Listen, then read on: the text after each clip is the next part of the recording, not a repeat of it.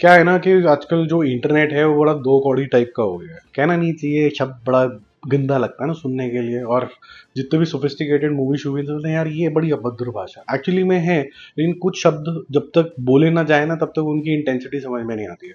हर एक के हाथ में एक मोबाइल फोन है और उसका वो राइट यूटिलाइजेशन भी कर सकता है, फीडबैक दे सकता है, अच्छी बातें कर सकता है, राइटफुल तरीके की इंसाइट्स निकाल सकता है, गूगल कर सकता है, एआई से रिसर्च कर सकता है, लेकिन नहीं, इजी वेज, ट्रोल, गाली गलौच, ये सारी चीज़ें, ये अपनी अपब्रिंगिंग होती है उनकी। मुझे नहीं लगता माँ बाप ने तो नहीं कहा होगा कि गाली गलौच दो, बट ये जो जीवन की फ्रस्ट्रेशन है, चाहे वो टैक्सेशन से लेके हो, चाहे अनएम्प्लॉयमेंट से लेके हो, या फिर वो आजकल हिंदू मुसलमान के जो चल रहा है सिस्टम, आपको भी पता है कहाँ से ओरिजिन होता है वो फ्रस्ट्रेशन जो होती है वो सारी की सारी फिल्मों पे आ जाती है। और फिर बॉट्स भी अपना काम पूरे अच्छे तरीके से, पूरी शिद्दत से करते हैं। इतना अच्छा काम तो हम खुद भी नहीं करते हैं।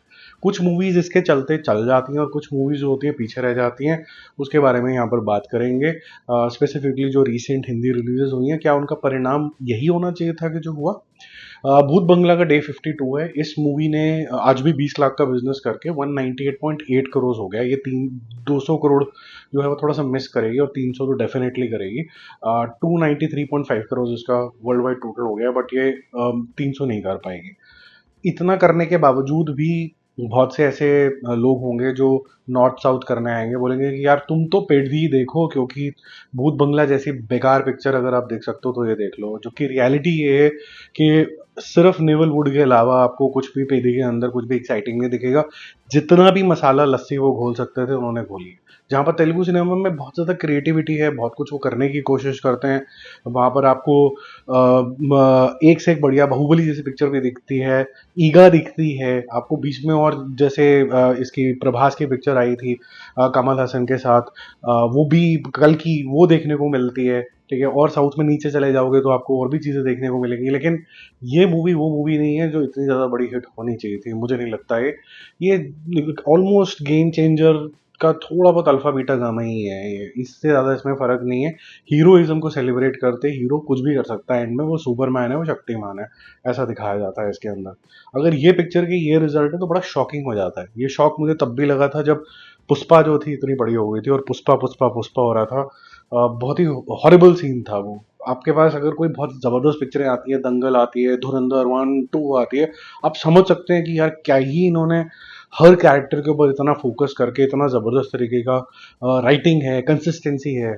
बट सिर्फ स्लो मोशन, अजीब से रंगे हुए बाल, थूकना, तंबाकू, I don't think that's even close to the reality that they are trying to show. तो पेदी जो है वो 35 करोड़ आज करेगी, जो कि करीबन 6 करोड़ ज़्यादा है संडे वाले दिन से, सैटरडे वाले दिन से, जो कि 29 करोड़ था। तो कल का जो टोटल था वो 126 करोड़ था। आज का 35 करने के बाद ये 161 करोड़ पे पहुंच जाएगी। और इजीली, बहुत इजीली ये 250 के आसपास पहुंच गया, 250 करोड़ के आसपास, जिसमें हिंदी बेल्ट का जो कंट्रीब्यूशन है आज की कलेक्शन मिला के क्लोज टू 10 करोड़ है।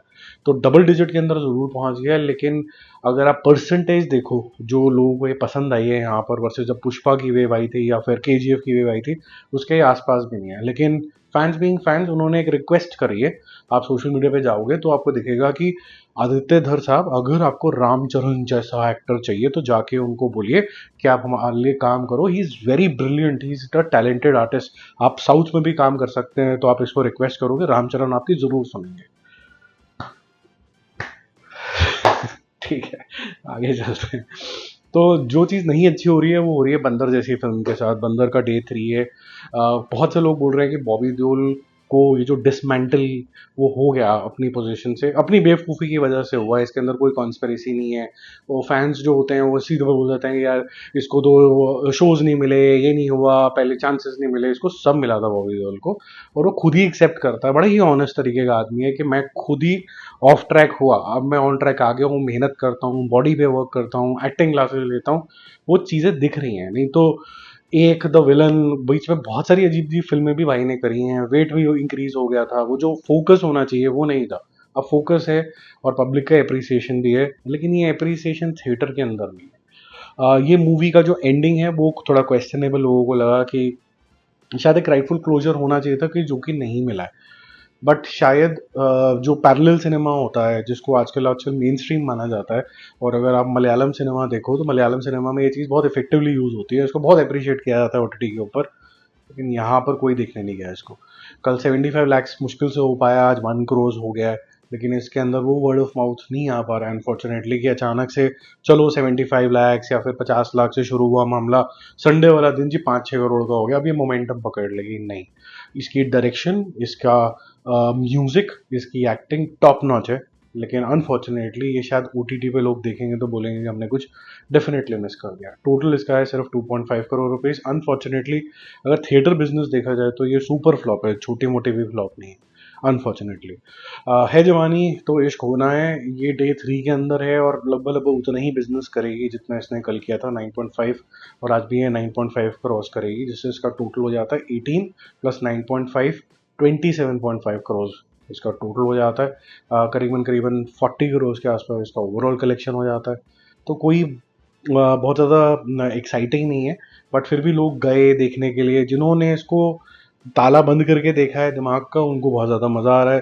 उनको चीची भैया भी बहुत ज़्यादा पसंद थे, उसको यस्टरडे का सलमान खान भी देखने को पसंद था, उसको वो जो वरुण धवन का खुद का एनर्जी लेवल है जो हमेशा ही हाई रहता है वो भी पसंद है। तो तीनों का कुछ मिक्सी में घोल डाल के एक आपको ठीक ठाक पिक्चर देखने को मिलती है, तो वो चल रहा है। लेकिन एट द सेम टाइम इसके लिए जितनी नेगेटिविटी हो सकती है पूरी कोशिश कर ली गई है, और ये बहुत ही ऑलमोस्ट लीक्स ही हो गए हैं कि जब कभी भी किसी को टारगेट करना होता है तो पूरी पूरी स्क्रिप्ट्स आ जाती हैं कि भाई साहब आपको 10,000 रुपये दे देंगे या 4 समोसे दे देंगे, ये बोल देना।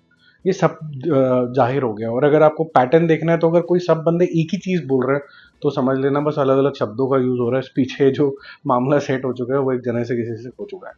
ही Man masters of the universe Hollywood की फिल्म है, उम्मीद थी कि बहुत ज़्यादा अच्छी जाएगी, निकलस ने भी काम बड़ा अच्छा किया है इसके अंदर ही मैन में, बट डेप्थ मेरे ख्याल से थोड़ी सी मिसिंग है इसके अंदर।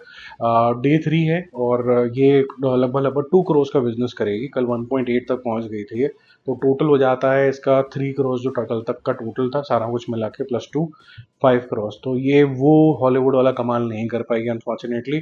वर्ल्ड वाइड भी आई थिंक 30 मिलियन डॉलर्स के आसपास ये कुछ ज़्यादा कुछ कमाल नहीं कर पाई है, तो ये थोड़ा सा इंटरनेशनली भी और डोमेस्टिकली ये थोड़ा फ्लॉप शो ही हो जाएगा इसका अभी, तो जिसका मतलब है कि इसके सेकंड थर्ड पार्ट बनना भी फिर डिफिकल्ट हो जाता है, ये यहीं पर ही स्टॉप हो जाएगी।